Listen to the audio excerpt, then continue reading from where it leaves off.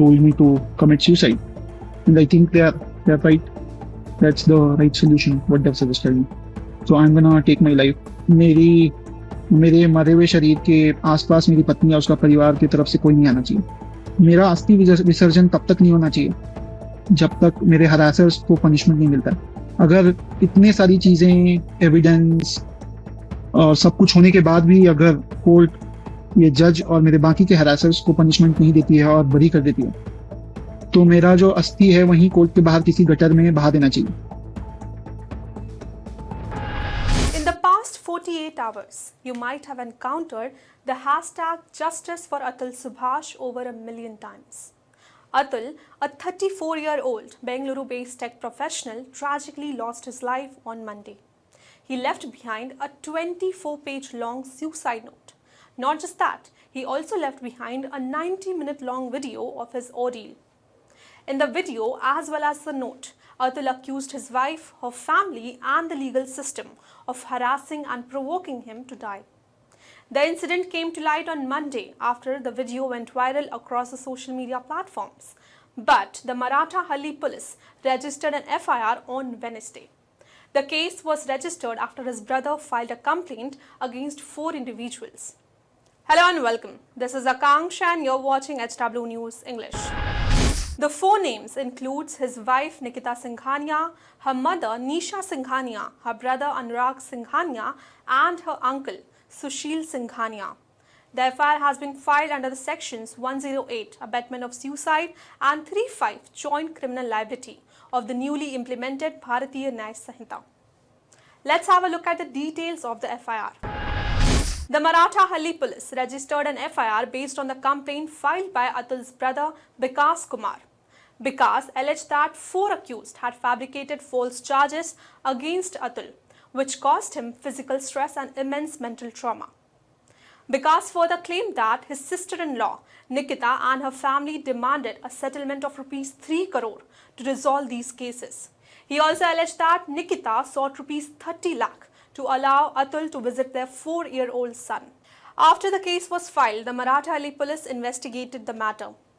Bikas, while talking to the media, also said commuting between Bengaluru and Uttar Pradesh for court hearings added to Atul's stress. For people working in Bengaluru, it's not possible to always commute to UP for a case, but he was being harassed constantly. Now let's take a look at Atul's video ordeal, which he shared on his X profile. तो मेरा मानना है कि मुझे खुद को ही खत्म कर लेना बेस्ट है मेरे लिए, क्योंकि जो मैं पैसे कमा रहा हूँ उसी से मैं अपने दुश्मन को बलवान बना रहा हूँ। वही पैसे मुझे ही बर्बाद करने के लिए यूज हो रहे हैं और ये साइकिल बढ़ता ही रहेगा, है ना। मेरे ही टैक्सेस के पैसे से ये कोर्ट, ये पुलिस सिस्टम मुझे और मेरी फैमिली को और बाकी लोगों को भी हैरास करेगा जो अच्छे लोग हैं। तो जो सप्लाई है वैल्यू का, उसी को खत्म कर देना चाहिए। और anyway gave me a suggestion क्या दे told me to commit suicide, and I think they're right. That's the right solution. What they've suggested me. So I'm gonna take my life now. Also, मेरी कुछ आखिरी इच्छाएं भी बताना चाहूंगा मैं। तो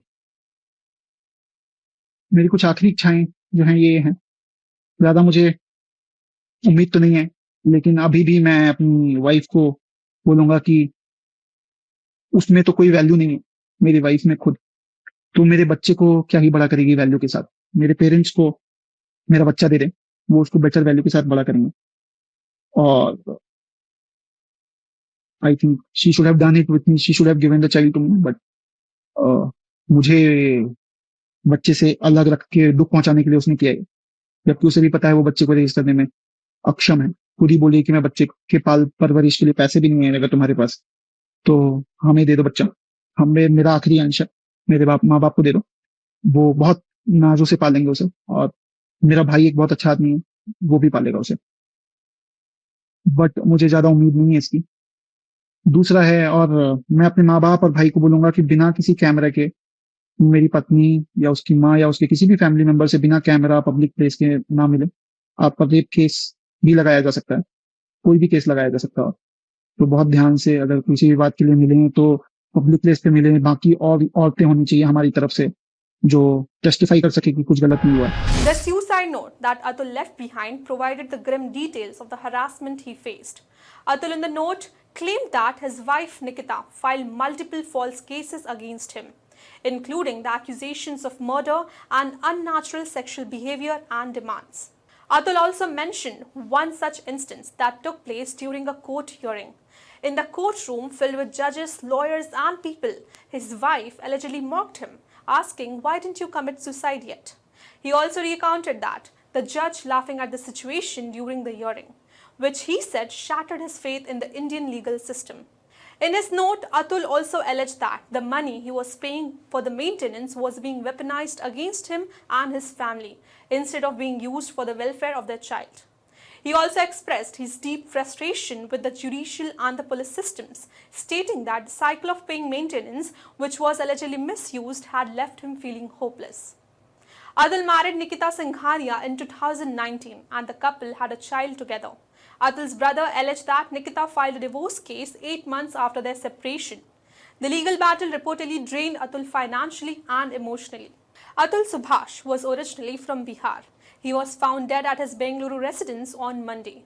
According to the initial investigations, the discovery of a printed checklist on his wall read, "Before the last day, and execute last moment." A placard of "Justice is due" was also found lying near the sheets. To understand the legality and the frequency of such cases, HW spoke to men's rights activist and the founder of Vasta Foundation, Amit Deshpande. Have a look to what he has to say. The past 50 years NCRB data, National Crime Records Bureau data on suicides. And what we have found is that 23% of men commit suicide because of family issues. Okay. And another 22% men commit suicide because of illnesses. Now, what this takes us back to is, when a man is supposed to be the bread earner and imagine that he is sick and he is not able to provide for, on the contrary, he is, utilizing resources of the family, then he always feels that it's better that I die rather than be a burden on my family. Irrespective of whether they are doing, it very respectfully if they are supporting him or if he's facing harassment and torture because he's become a burden. Okay. So that aspect of patriarchy is ingrained in men that they should not become a burden. They have to be providers and protectors always. Okay. That's the reason when there is an illness, they go ahead and they commit suicide. Every year, about 1 lakh men commit suicide. It's like 1,05,000, which was there in the previous year of NCRB data that had come out, and out of that, about 90,000 are married men. Atul Subhash's case is not only one. Like him, every 6 minutes a man is committing suicide in India. Okay, and India is like the suicide capital of the world. But the judicial system, it is again part of the society. The society mocks men who are weak, and the judicial system, the judges and everyone, they are in a position to exploit men, and they just help it out. So I have seen some cases wherein FIR has been registered because of the pressure that the police feel, or some stroke of luck has played around. But police will not treat her in the same manner as a man would have been treated if this was the case, right? And in all probability, the whole judicial system is so what do I say? It is corrupt, it is slow, and it is inefficient, that they will treat her with kid gloves. This is what my my fear is. My apprehension is that even now his sacrifice might go in vain. That is the saddest part. The alleged case in question has garnered a lot of attention on the social media platforms, with the netizens demanding strict actions against the culprits and justice for Subhash. Many are questioning the role of family courts and the legal system in such disputes. Meanwhile, amid the uproar, the Ministry of Law and Justice issued a statement emphasizing its commitment to handling family court cases with care and sensitivity.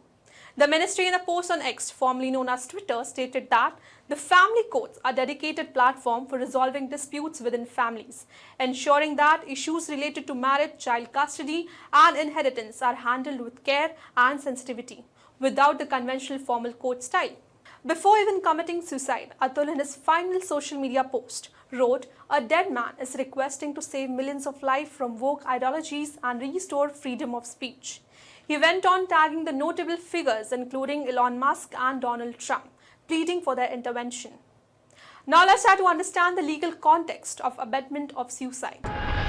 Under the Section 108 of Bharatiya Nyaya Sanhita, abetment of suicide is if any person commits suicide, whoever abets the commission of such suicide shall be punished with imprisonment of either description for a term not exceeding 10 years and shall also be liable to fine. The provision requires proof of direct or indirect incitement or facilitation of the act. Well, that's all for this news report. Till then, keep watching HW News English and also download our app HW News Shorts for the latest news and updates. Stay ahead with our cutting-edge news app. Instantly access the latest shorts in just 1 minute and breaking news in just 50 words. Download now for a smarter, faster news experience.